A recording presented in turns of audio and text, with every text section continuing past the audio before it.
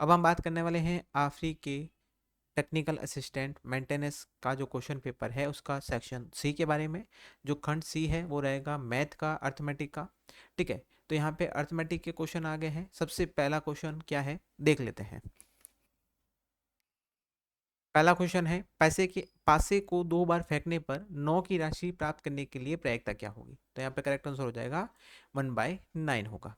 Okay, यहाँ पे आपको एक्सप्रेशन दे रखा है। यहाँ पे आपको एक स्क्वायर बनाना है, ठीक है ना, परफेक्ट स्क्वायर बनाना है। तो वो कैसे बनेगा? तो यहाँ पे आप देखेंगे 11.98 into 11.98 plus 11.98 into Y plus 0.02 into 0.02।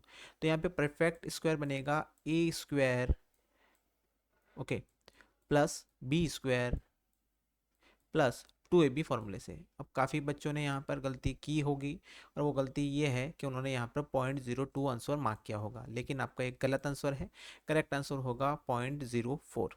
Okay, next question, दो संख्याएं एक तीसरी संख्या से क्रमशः 20% और 50% अधिक है, दोनों संख्याओं का अनुपात क्या होने वाला है? तो यहाँ देखिए, पहली संख्या है वो तीसरी संख्या से, ओके, पहली संख्या तीसरी संख्या से 20%, 20% मतलब 1/5। तो यहाँ पर 5 से कितना हो गया है? यहाँ पर 6 हो गया है। फिर कहा गया है दूसरी संख्या तीसरी संख्या से 50%, तो यहाँ पर 1/2 50%, 2 से यहाँ पर 3 होने वाला है। ठीक है, तो यहाँ पे क्या आ जाएगा? 50% होता है 1/2, ठीक है ना। 50% क्या हो जाएगा? 1/2 हो जाएगा, तो 2 से 3 हो जाएगा। तो यहाँ पर कितना हो जाएगा? टोटल यहाँ पे आ जाएगा 10, ओके, और यहाँ आ जाएगा 5 3 ज़ा 15, और यहाँ आएगा 6 2 ज़ा 12। अब ये किससे कट आउट होगा? ये होगा 3 से, तो 3 4 ज़ा 12 और 3 5 ज़ा 15, तो यहाँ जाएगा 4/5। ओके, और ए और बी के अंदर जो अनुपात आने वाला है वो 4:5 आने वाला है।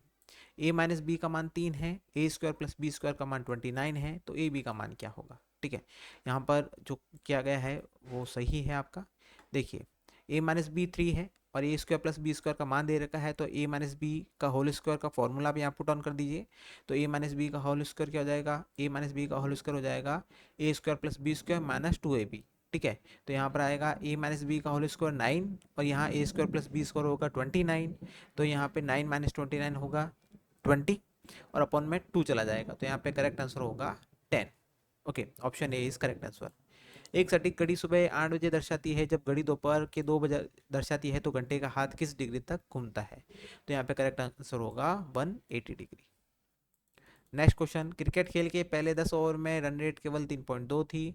282 रन के लक्ष्य तक पहुंचने के लिए शेष 40 ओवरों में रन रेट क्या होगी? तो यहाँ पे करेक्ट आंसर होगा 6.25।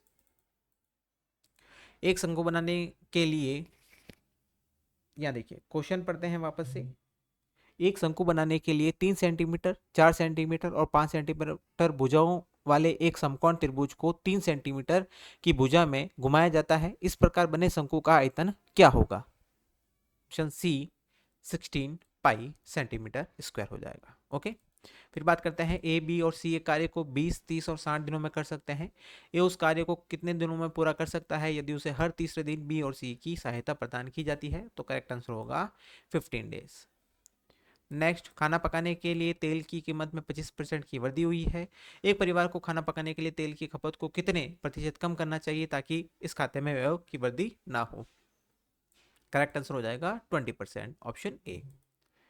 नेक्स्ट, निम्नलिखित में से क्या एक्स क्यूब के बराबर है? तो यहाँ पे ऑप्शन सी करेक्ट आंसर हो जाएगा, x6/x³। 51 क्वेश्चन, 1 से 9 तक के वर्ग का औसत ज्ञात कीजिए। तो 1 से 9 तक का जो औसत होता है वो होता है 31.67। नेक्स्ट क्वेश्चन, 450 रुपए की राशि को साधारण ब्याज के 4.5% प्रति वर्ष की दर से ब्याज के रूप में 81 रुपये प्राप्त करने में कितना समय लगेगा? तो यहाँ पे करेक्ट आंसर होगा 4 साल। निम्नलिखित में से कौन सी अभाज्य संख्या नहीं है? तो यहाँ पर हो जाएगा करेक्ट आंसर ऑप्शन डी 91। निम्नलिखित अनुपात में बॉक्स में लुप्त संख्या ज्ञात कीजिए। तो यहाँ पर आपका जो पैटर्न फॉलो हो रहा है, यहाँ देखिए 12 का 60 मतलब 5 टाइम्स, तो यहाँ पर भी 1 का 5, तो करेक्ट आंसर हो जाएगा 1। एक घंटे का दशमलव और अंक 1 सेकंड क्या होगा? तो यहाँ पे करेक्ट आंसर होगा 0.00027, मीन्स आपकी 30 और बाद में 27। 3 और 4 के बीच में 3 तर्क संख्याएं कौन सी होगी? तो यहाँ आपका ऑप्शन बी करेक्ट होगा, 13/4, 14/4 और 15/4। एक पुस्तकालय में रविवार को औसतन 510 आगंतुक और अन्य दिनों में 240 आगंतुक होते हैं। रविवार से शुरू होने वाले 30 दिनों के महीने में प्रतिदिन आगंतुकों की संख्या क्या होगी? तो यहाँ पे करेक्ट आंसर होगा 285। एक तर्कसंगत और एक तर्कहीन संख्या का गुणनफल क्या होता है? तो वो होगा आपका एक ऑलवेज एक तर्कहीन संख्या, means always an irrational number. Next, एक व्यक्ति अपने पुत्र से 24 वर्ष बड़ा है। 2 वर्षों में उसकी आयु उसके पुत्र की आयु की दोगुनी हो जाएगी। उसके पुत्र की वर्तमान आयु क्या होगी? तो करेक्ट आंसर होगा 22 ईयर। नेक्स्ट, यदि y x का 100 है, y का x% 100 है और z का y% 200 है, तो x और z के बीच में संबंध क्या होगा? x और z के बीच में संबंध होगा z is equal to 2x। Okay, तो ये थे हमारे मैथ के क्वेश्चन। अब बात करेंगे हम नेक्स्ट सेशन के बारे में, जो रहेगा हमारा कंप्यूटर साइंस का। आज की क्लास के अंदर या आज की वीडियो के लिए इतना ही। Thank you.